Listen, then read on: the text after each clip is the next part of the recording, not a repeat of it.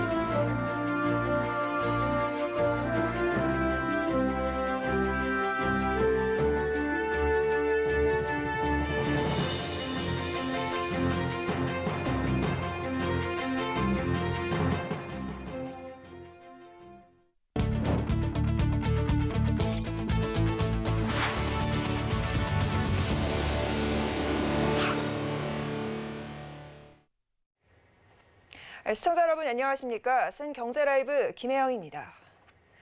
은행권의 가계대출 금리가 2달째 상승했습니다. 일반 신용대출 금리는 5개월 만에 다시 3%대로 올라갔습니다. 은행들이 신용대출 총량 관리에 들어간 데다 주택담보대출의 변동금리 기준인 신규 코픽스 금리가 올라간 영향입니다. 한국은행에 따르면 10월 은행 가계대출 금리는 연 2.64%로 전월 대비 0.05%포인트 상승했습니다. 일반 신용대출 금리도 3.15%로 올랐습니다. 코로나19 재확산으로 투자자들의 안전자산 선호 심리가 강해지면서 달러 예금에 뭉칫돈이 몰리고 있습니다. 원달러 환율이 하락하면서 저가 매수 기회에 나서는 것으로 풀이됩니다. 양한나 기자입니다. 금융권에 따르면 KB국민, 신한, 우리, 하나, NH농협 등 5대 시중은행의 지난 19일 달러 예금 잔액은 527억 800만 달러를 기록했습니다. 이는 관련 통계를 작성한 2012년 이후 최대 규모입니다. 올해 1월 말 5대 시중은행의 달러 예금 잔액은 396억 달러에 그쳤습니다. 최근 들어 달러 예금이 크게 늘어난 건 원달러 환율의 하락으로 저가 매수 수요가 급증했기 때문입니다. 지난 19일 원달러 환율은 1,103원으로 2년 5개월여 만에 최저치를 기록하기도 했습니다.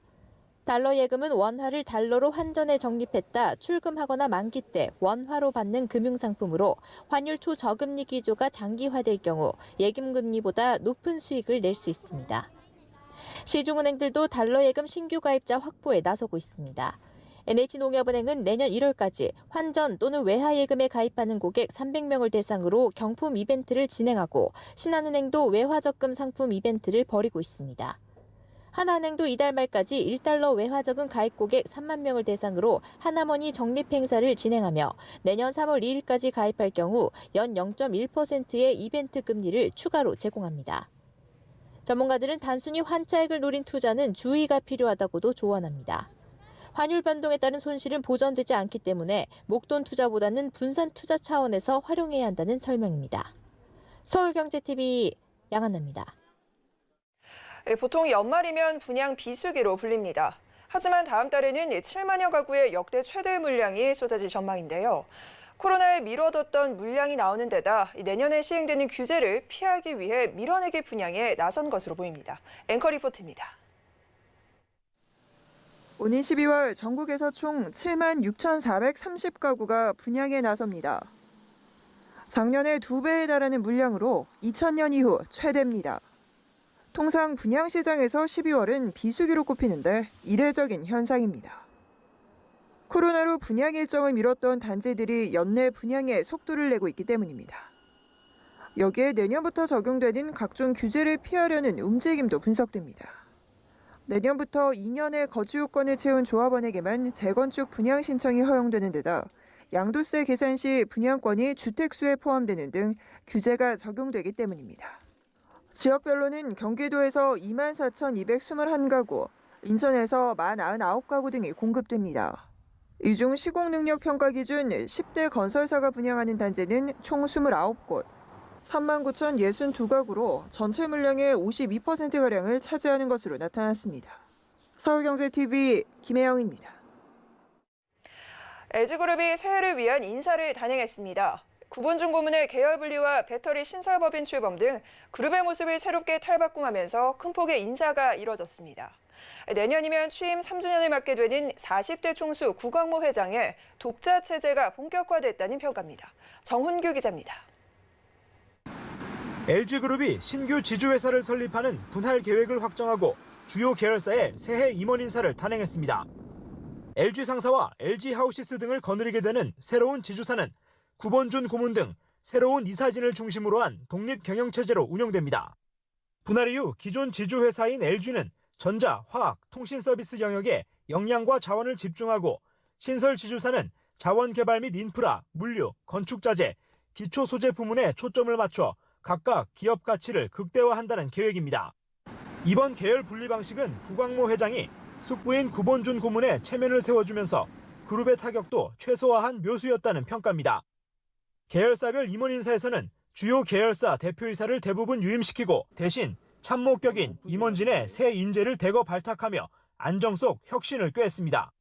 경륜 있는 최고 경영진을 통해 경영 안정을 추구하면서도 젊은 인재를 투입해 미래 사업을 주도하기 위한 것으로 풀이됩니다. 부회장단에서는 하연의 LGU 플러스 부회장을 제외하고 차석용 LG생활건강 부회장, 권영수 LG 부회장, 신학철 LG화학 부회장 등이 모두 자리를 지켰습니다. 사장단에서도 주요 계열사 CEO가 대부분 유임됐습니다. 다음 달 LG화학에서 분할되는 LG에너지솔루션 대표에는 김종현 LG화학 전지사업 본부장이 내정됐습니다. 참모진에서는 젊고 새로운 얼굴들이 대거 발탁됐습니다. 지난해보다 20명 가까이 많은 124명의 상무를 신규 선임했는데 이 중 45세 이하가 24명으로 20%에 달합니다. 서울경제TV 정훈규입니다. 한국기업임을 강조하는 롯데가 일본 롯데호텔 지도 서비스에 동해를 일본해로 표기한 것으로 드러났습니다. 롯데는 이 부분이 일본 롯데의 소관이라 관여하기 어렵다는 입장입니다. 문다혜 기자입니다. 롯데그룹이 운영하는 일본 도쿄에 위치한 긴시초 롯데시티호텔 홈페이지. 호텔 위치를 알려주는 지도 페이지를 살펴보면 한국어로 설정 시 동해라고 나오지만 언어를 변경하면 일본어로 나옵니다. 일본어로 설정했을 때뿐만 아니라 중국어와 영어, 태국어 모두 일본해라고 표기됩니다. 이를 두고 한국 소비자를 농락하는 것이 아니냐는 지적이 나옵니다. 일본해로 표기한 것도 문제인데 한국어로 설정했을 때만 동해로 나온다는 것에서 그 의도가 다분하다는 겁니다. 이에 대해 롯데호텔은 긴시초 호텔의 경우 한국이 아닌 일본 롯데에서 운영하고 있는 호텔로 별도의 입장을 내놓기 어렵다고 밝혔습니다. 한국 기업임을 강조하던 롯데지만 정작 일본 사업은 별개의 부분이라며 선을 그은 겁니다. 하지만 롯데호텔이 언어별 동해에 대한 다른 표기의 책임을 피해가기 어렵다는 지적이 나옵니다. 긴시초 호텔은 한국 롯데 홈페이지를 통해 접속이 가능하기 때문에 설령 한국 롯데의 소관이 아니라고 해도 한국 소비자들이 알 수 있기 때문입니다. 문제는 이뿐만이 아닙니다. 롯데호텔은 홈페이지 지도상에서 독도를 삭제했다는 의혹도 받고 있습니다. 지도를 살펴보면 울릉도 옆 독도를 찾아봐도 보이지 않습니다. 이에 대해 롯데호텔은 구글맵을 연동한 것이라 관여할 수 있는 부분이 아니라며 구글이 독도를 지도상에 표기하지 않은 것으로 보인다고 설명했습니다. 일본 기업 이미지를 지우기에 나선 롯데지만 결론적으로 수정이 어렵다는 답변에 따라 이중적인 태도를 보이는 것이 아니냐는 지적을 피하기 어려워 보입니다. 서울경제TV 문다입니다. 아파트 분양에 당첨됐지만 계약을 포기하거나 부적격자가 나올 경우 무순위 청약을 실시합니다. 청약 통장이 없어도 내 집 마련이 가능해 수요자들이 몰리고 있는 건데요. 특히 올해는 집값이 계속 오르고 전세난도 심화되면서 작년보다 4배 넘는 20만 명에 육박하는 수요자가 무순위 청약에 몰린 것으로 나타났습니다. 정찬신 기자입니다. 리얼투데이 조사에 따르면 올해 무순위 청약을 진행한 단지는 37곳.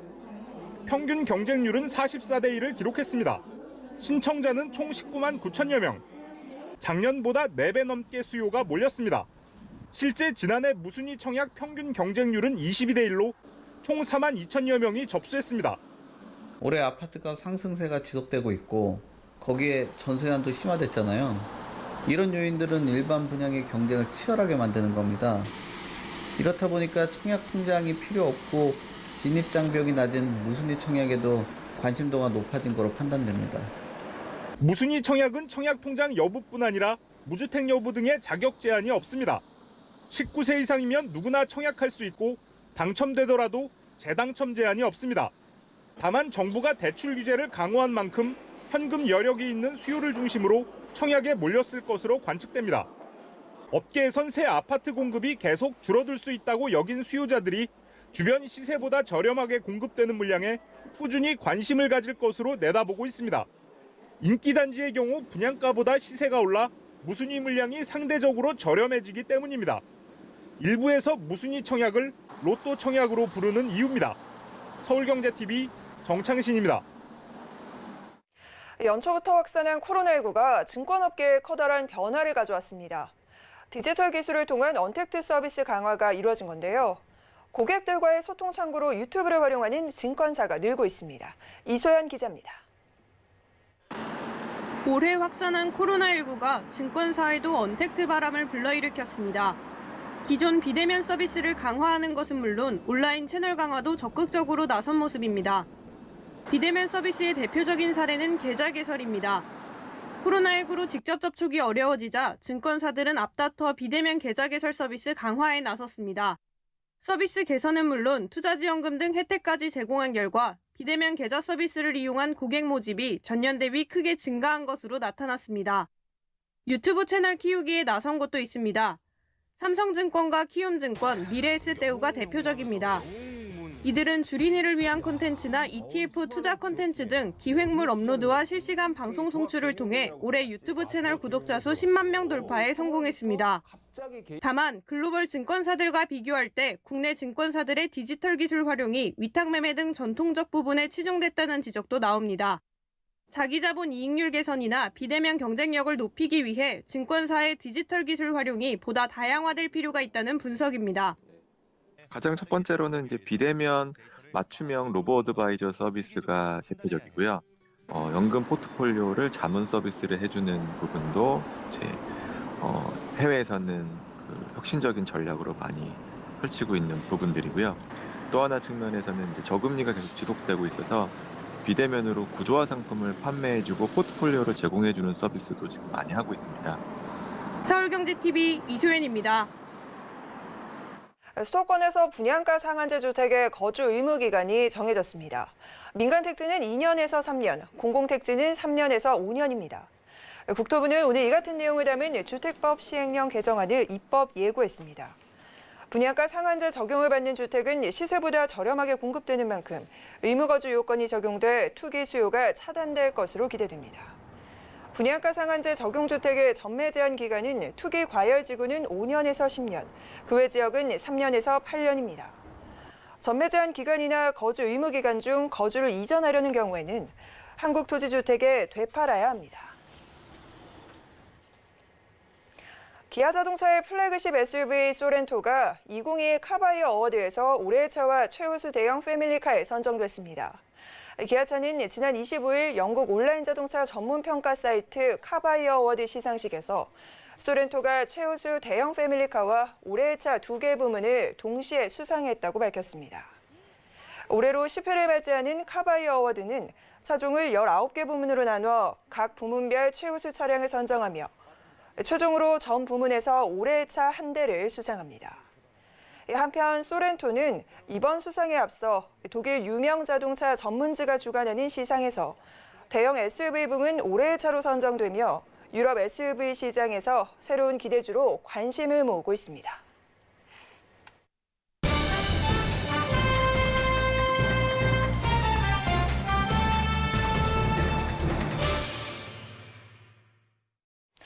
네, 연말 연초를 맞이하는 기업들이 분주합니다. 한 해를 마무리하고 내년을 준비하기 위한 입찰 PT와 투자 발표회 등 사업 설명회가 많아지기 때문인데요. 특히 코로나19로 온라인 IR이 보편화되는 등 새로운 모습도 속속 생겨나고 있습니다. 다양한 투자 발표 전략, 오늘은 이지연 퀸스스피스 대표와 자세한 이야기 나눠보겠습니다. 안녕하세요. 안녕하세요. 네, 대표님 아무래도 연초다 보니까요. 이렇게 사업 발표회들이 상당히 많을 것으로 보입니다. 기관에서 주도하는 수주회나 기업 투자 발표 등 사실 기업들의 경영 활동과 바로 직결이 되기 때문에 굉장히 중요할 것으로 보이는데요. 어떻게 입찰 PT를 좀 준비하면 좋을까요? 네. 입찰 PT 사업 발표는 기업 가치를 담아서 핵심을 발표하는 것이 굉장히 중요합니다. 사업 수행 강점과 구체적인 사례를 들어서 사업 수행을 구체적으로 어떻게 실현화할 것인지를 중점적으로 전달을 하는 것이 신뢰감을 줄 수가 있습니다. 또 입찰 PT에서는 제안 요청서란에서 평가 기준이라는 것이 있는데요. 이 평가 기준은 심사자, 즉 발주 기관이 원하는 말을 할 수 있는 포인트입니다. 그래서 그 부분을 중점적으로 전달을 하는 것이 좋습니다. 네, 또 입찰 PT 발표는 굉장히 전문적인 훈련을 거쳐서 해야 하는데요. 네. 기업을 대표하는 입찰 PT인 만큼 그 짧은 순간에 신뢰감을 주는 세련된 발표 자세와 그리고 이미지 또한 굉장히 중요합니다. 이 발표자의 세련된 이미지와 세련된 말투는 기업의 가치를 나타낼 수 있습니다. 네, 대표님께서 우선 입찰 PT 제안서와 발표의 중요성을 강조해 주셨는데요. 그렇다면 구체적으로 어떻게 해야 수주 확률이 좀 이렇게 높게 올라갈 수 있을까요? 네, 전문적인 역량 강화 훈련이 매우 필요합니다. 네. 입찰 PT를 전략적으로 준비하는 기업은 준비를 하지 않는 기업에 대해서 입찰 PT 수주 확률이 높아지는데요. 입찰 PT 기획을 할 때는 반드시 입찰 수주 현장에 미리 가서 어떻게 사업을 수행할 것인지 구체적으로 꼼꼼하게 체크를 하는 것이 중요하고 네. 기업이 가지는 기업만의 강점을 3가지에서 4가지 포인트로 작성을 하는 것이 중요합니다. 또 기업만이 가질 수 있는 타사와의 차별화 전략을 담아서 작성한다면 입찰 PT 수주 확률이 높아집니다. 또 발표는 충분한 리허설과 훈련이 중요한데요. 내용을 다 알고 있더라도 이 긴장되는 현장에서는 떨리기 마련입니다. 그래서 이를 보완하기 위해서 훈련이 필요하고요. 또 매력적인 중저음의 보이스로 훈련을 하고 세련되고 부드러운 말투로 말을 하는 연습들, 또 핵심을 전달을 할 때는 중간에 포즈를 두고 액센트를 줘서 이 심사자의 눈을 마주치는 호흡하는 그러한 스피치 역량이 굉장히 중요합니다. 네, 수주 확률을 좀 높일 수 있는 방안, 그 키포인트 몇 가지를 좀 짚어주셨는데요. 그렇다면 요즘에는 스타트업에 대한 관심도 상당히 많잖아요. 네. 그래서 관련 문의도 상당히 많이 들어온다고 하는데 성공 꿀팁이 있다면 어떤 것들이 있을지 조언 좀 부탁드릴게요. 네, 제가 말씀드리겠습니다.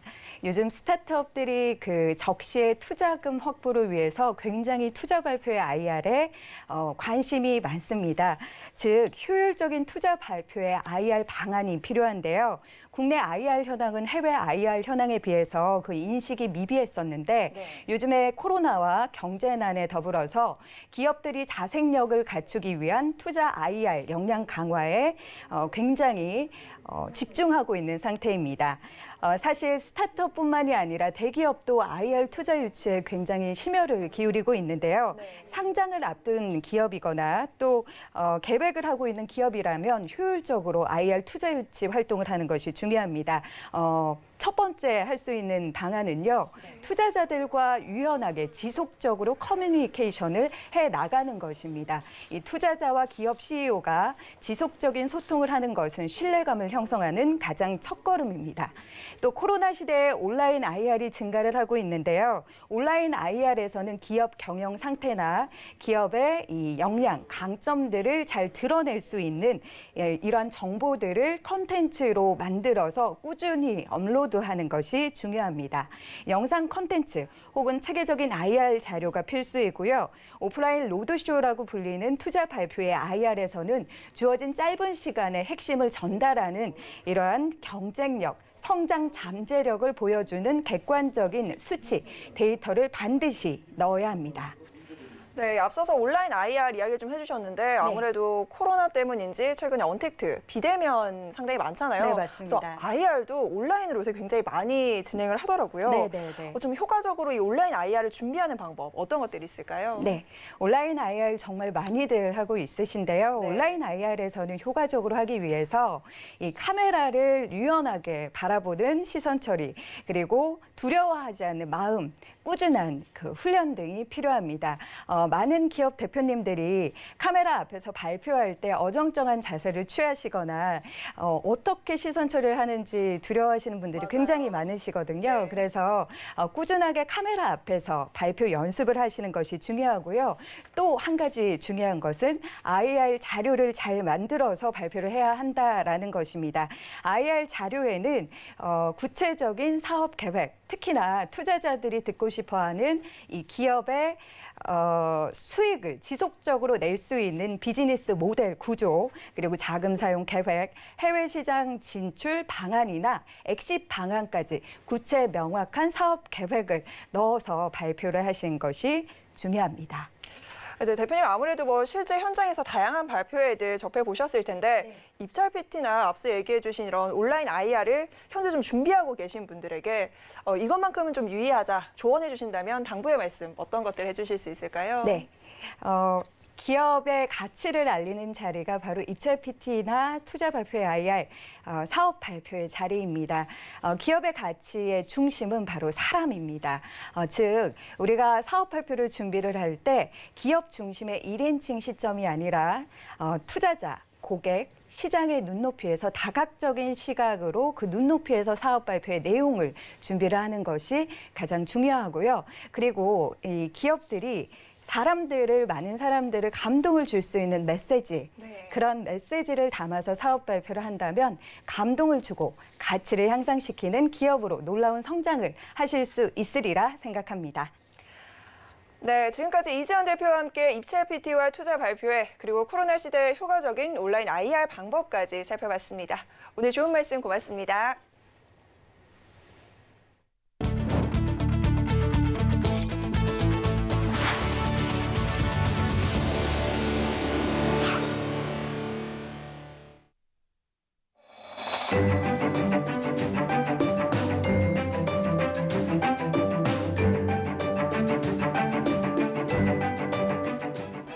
안녕하세요. K웨더 라이프스타일 예보 박유라입니다. 다시 찬바람이 불며 공기가 차가워지고 있습니다. 이 가운데 충청도와 전라, 제주도는 흐린 가운데 빗방울이 떨어지고 있고 강원 영동 북부와 울릉도 독도에는 비가 오고 있는데요. 이후 기온이 낮은 산간 지역은 눈이 내려 쌓이기도 하겠습니다. 내일 새벽까지 강원 산간에 최고 5cm, 제주 산간에는 1cm 미만의 눈이 예상되고요. 강원 영동과 울릉도 독도에는 10에서 30mm, 경북 동해안은 5mm 내외의 비가 오겠습니다. 곳곳으로 바람도 거세게 붑니다. 서해안과 일부 남해안으로는 강풍주의보가 내려졌고요. 또 차고 건조한 바람 탓에 경상 해안에는 건조특보가 발효된 상태인데요. 안전사고에 각별히 유의하셔야겠습니다. 한편 찬 공기가 유입되면서 기온이 큰 폭으로 내려가 추워집니다. 내일 대부분 지역의 아침 기온이 영하로 떨어지겠는데요. 서울이 영하 4도, 춘천은 영하 5도, 그 밖의 지역도 영하 1도 선까지 내려가겠고요. 한낮에도 5도 안팎에 머무는 데 그치겠습니다. 또 차고 강한 바람은 체감 기온을 더 낮추겠는데요. 추위 대비를 잘 하셔야겠습니다. 내일은 중국 산동반도 부근에 위치한 고기압의 영향을 받겠습니다. 다음은 자세한 지역별 날씨입니다. 중부지방 대체로 맑은 가운데 아침에는 영하로 떨어져 매우 춥겠고요. 한낮에도 5도 선에 머물며 쌀쌀하겠습니다. 동해안도 영하로 아침을 춥게 시작하겠고요. 낮에도 속초 6도, 강릉 7도로 쌀쌀함이 감도겠습니다. 남부지방 가끔 구름 많은 가운데 아침에는 광주와 부산 3도로 춥게 출발하겠고 낮에도 6도에서 10도 선에 머무는 데 그치겠습니다. 서해와 동해상으로 비가 내리겠고요. 대부분 해상에 풍랑특보가 내려진 가운데 물결이 최고 4m까지 매우 높게 일겠습니다. 내일부터 본격적인 겨울 추위가 시작되겠고요. 일요일 제주 산간에 눈이 시작돼 다음 주 월요일에는 전라 서해안과 그 밖의 제주도로 비가 확대될 것으로 예상됩니다. 날씨였습니다. 네, 생경제라이브 저희가 준비한 소식 여기까지입니다. 시청해주신 여러분 고맙습니다.